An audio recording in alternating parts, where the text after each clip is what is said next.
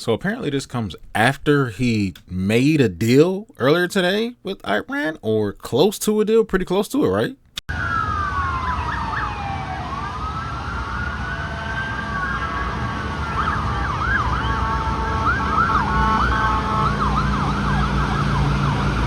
So apparently this is sometime, this is right after, like he skipped his son's wedding or something like that to...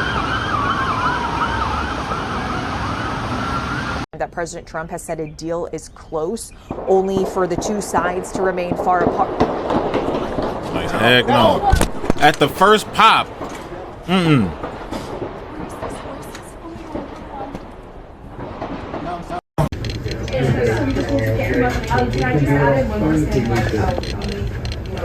you can tell, sometimes you can tell the difference between fireworks and not fireworks. I mean, it is getting close to 4th of July, so people could think, you know, this could be somebody practicing down the street. She gonna sit up and talk about what is that, and then go like this and turn out, what is that? Have you not heard gunshots before? What is that? That sounds like fireworks. Today, but this obviously comes just a couple of weeks after a shooting at the White House Forest. Republican support on Capitol Hill is weakening. Yeah, he know. He gone. He know what that sound like. That ain't fireworks. He knows that's not fireworks at all, period. Shit, man, ain't no be out.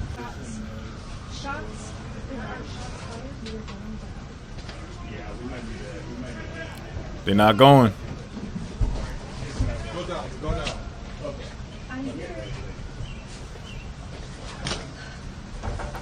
She's going at full speed.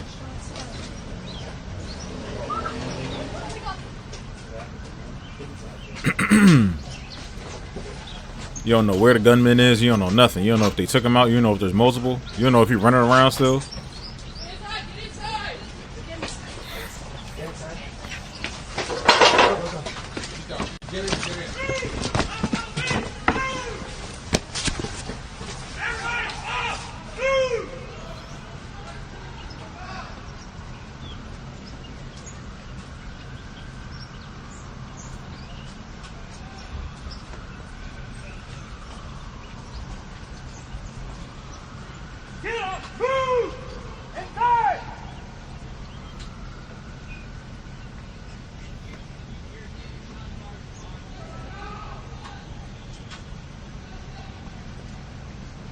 A little bit blurry, but as you could see, these are various people, I assume news agencies, reporters, producers that are essentially running after hearing those gunfire. Shortly after that, you see various Secret Service agents storm and push people out to safety.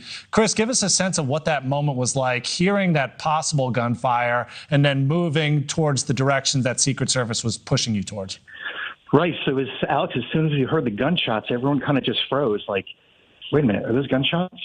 And then immediately, I mean, you know what? For it in the Secret I'm gonna peel back on what I said a little bit because it is close to 4th of July, like I said, and I don't know if they're used to hearing fireworks go off by the White House. You know what I mean? People practicing and stuff like that. It's about to be June, so service simultaneously cleared everybody. Because I said that earlier, but at the same time, night, I don't know. I would think I know the difference between gunshots and fireworks up close. Busy as it would be on a weekday here with all the network reporters and photographers.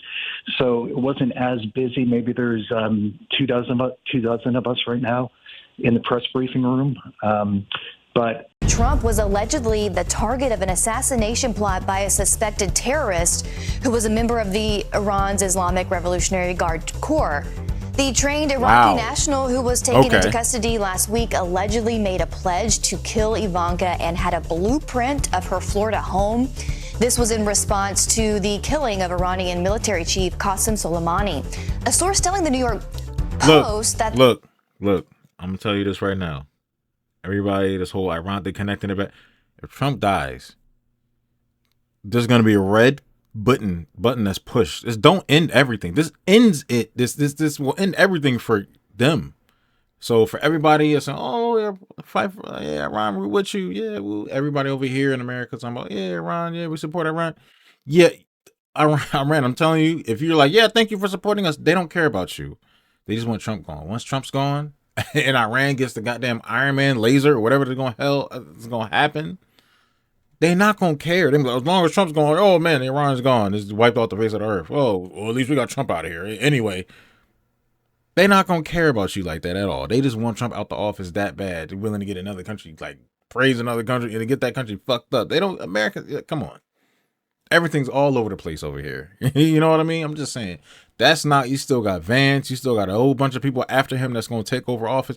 Let's say if Kamala Harris did something that some people disagree with that involved another country or whatever, you know, some people dying. I don't know. It was a critical decision that a president have to make, right? Some people die or something like that. And let's just throwing a hypothetical out there, right? And let's just say it's a country that, I don't know, something happened into where people go, oh my God, Camilla, would you do? If there was assassination attempt on Kamala Harris,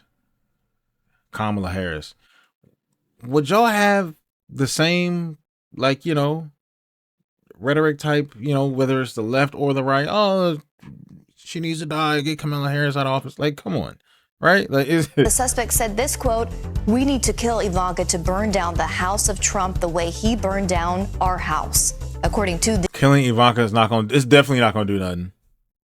It's just gonna make niggas mad. Like, come on now. DOJ, the terror suspect has been behind attacks on multiple U.S. and Jewish targets. He was arrested and brought to the U.S. to face. What are the Jewish targets here that they attacked? Because I know something happened like a synagogue like a month ago, right? Or 2 months ago? Multiple terrorism-related charges. And one person is dead and meanwhile, Fox News is learning President Trump held a key phone call today with regional leaders on the months-long war. One diplomat calling that call very positive. Our coverage begins with Alex Hogan, live at the White House, where the president is spending this Memorial Day weekend. Hello, Alex. Hi, Molly. So a lot of discussions taking place here at the White House today with President Trump, as you mentioned, telling Axios that he would hold a meeting with negotiators today to go over this latest deal with Iran. And one regional diplomat telling Fox News' Trey Yingst in the Middle East, quote, regional leaders were supportive of the progress and of the breakthroughs that President Trump achieved in these talks. We also heard the president say that it was 50-50 whether or not there would be a deal reached and that a decision would be made by tomorrow. Qatar, Saudi Arabia, you know, the rest of the UAE, Egypt, Jordan. So he spoke with everybody except for one place. I'm saying the Republic of Iran. He spoke with everybody. So after that, people were still trying to do just trying to get him in the calm spot to where everything's gonna be all right. Y'all thought you gonna catch him off guard and just start sniping shit, try to kill us. Hell no. Nah. As of whether or not strikes would resume in Iran. We're also learning at the same time, President Trump telling CBS that negotiations are getting closer, so some progress there. Secretary of State Marco Rubio is in India today. He reiterated that the president has hard lines for a deal. Iran would not be able to have any nuclear capabilities. Iran would need to reopen the Strait of Hormuz and turn over any enriched uranium. From the shooter. They just said, I think earlier today or was it sometime yesterday, that they're not turning over any uranium. So they would need they would need them to, but apparently Iran was like, no, we ain't doing all that. We ain't doing all that. They'll be keeping that shit, son. All right. I mean, shit. I don't know. Whatever's gonna happen is gonna happen. Assuming the rest of those shots came from Secret Service. In your experience, how many guns? By the way, shout out to I know a few people that are Persian that I'm friends with. Shout out to the Persians over there. Are right there. Some of the family members that want to come back. If a shooter opens fire at the White House, is there many guns that are able to be trained on them?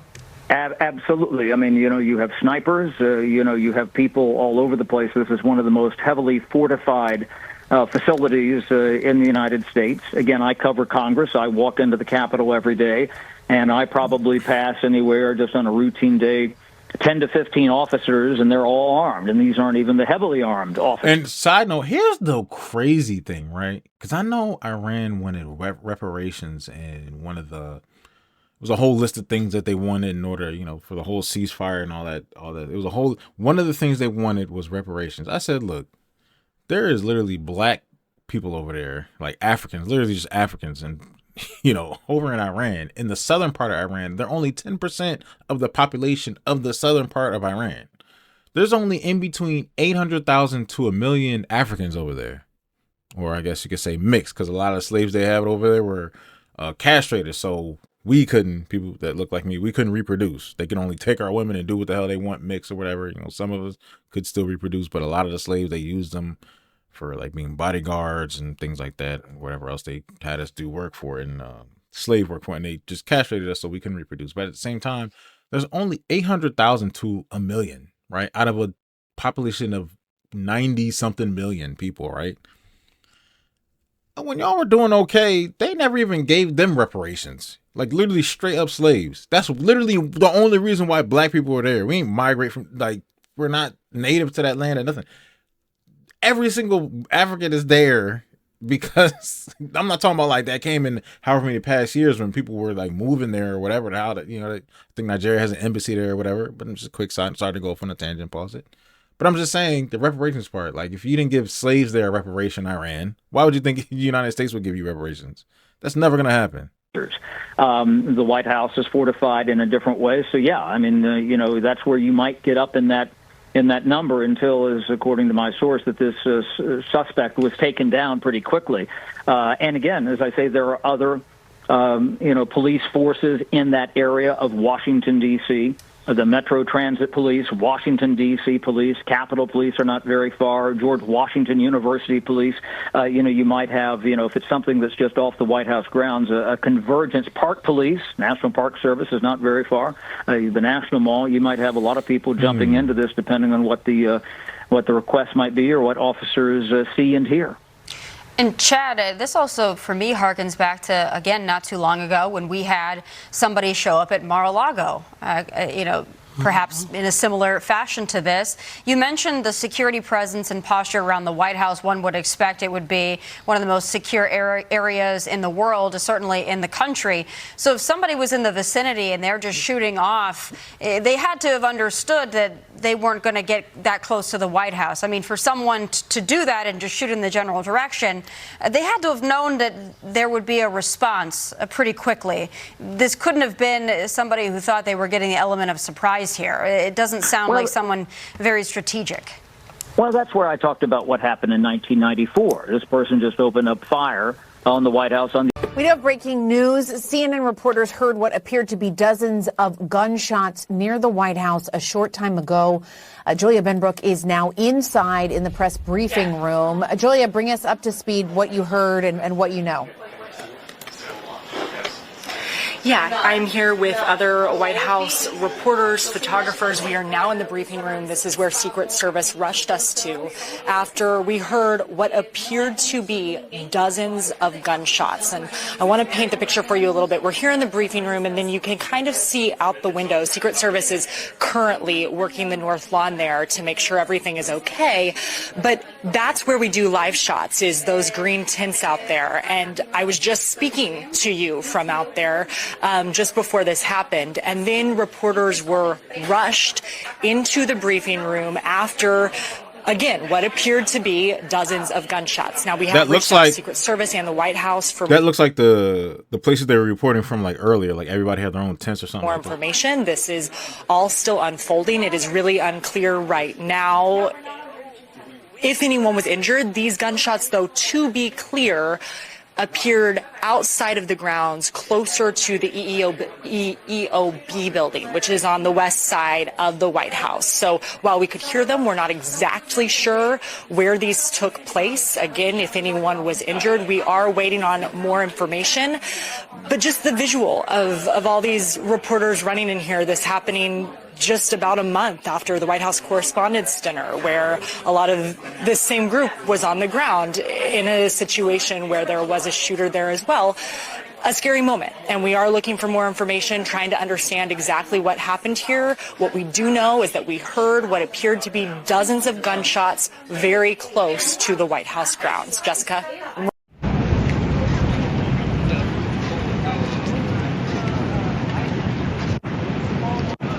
Talk about outside.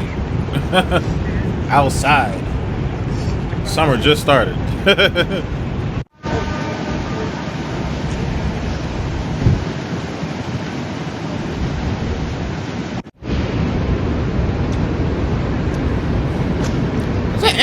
No, it ain't. I'm thinking something else.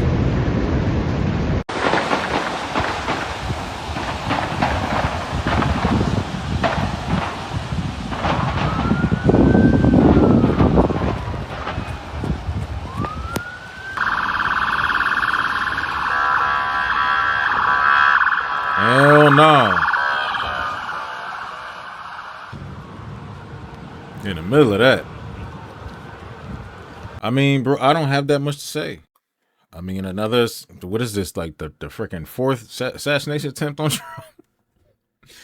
I do have to say, I've never seen any administration that's been like this transparent. I mean, when you have a situation like this, it seems like they're being like, every time you get news footage, what happened, whatever's with it. I've never seen this many situations happen this fast, this close together. And then I'm not gonna lie, the administration has been super, super duper transparent about we get the footage, we get the security camera. I wouldn't be surprised if in 72 hours they release footage from whatever cameras were in the area of the gunman running up and doing this and release his name, his birthday, his goddamn great daddy's name or something crazy like that. You know what I mean? Now I can't say this wouldn't be this transparent if there was Democrats in office or whatever else, but I'd never seen it like this before. Yeah, I mean, if you voted for Trump, voted for Kamala, people were saying, oh, if she was in office, this wouldn't happen. Maybe there would be something else that might have happened that would be terrible, or something other crazy stuff would happen. Or people were just saying, oh, there would be stuff that happened, but they just wouldn't tell us. We wouldn't know anything. They make it seem like there's nothing going on, when behind the curtains there's travesties all over the place. But they make everybody feel comfortable that we can. That's the kind of the difference. Trump lets you see the mess while they cover up the mess. But at the same time, I mean, I don't know. I mean, I didn't vote for Trump, but I'm not one of these people out here complaining about Trump every 2 seconds. Oh, Trump this, Trump that. I got shit to do, man. I'm on the move. You know what I mean? So it is what it is. Y'all be safe out there. It's crazy. And apparently the gunman is dead, allegedly, I think he is. Hold on, let me see. Yep, suspect killed. Well, suspect killed, but in this case, nigga, it was only one dude shooting. Apparently, right? I think it was only one. Yeah.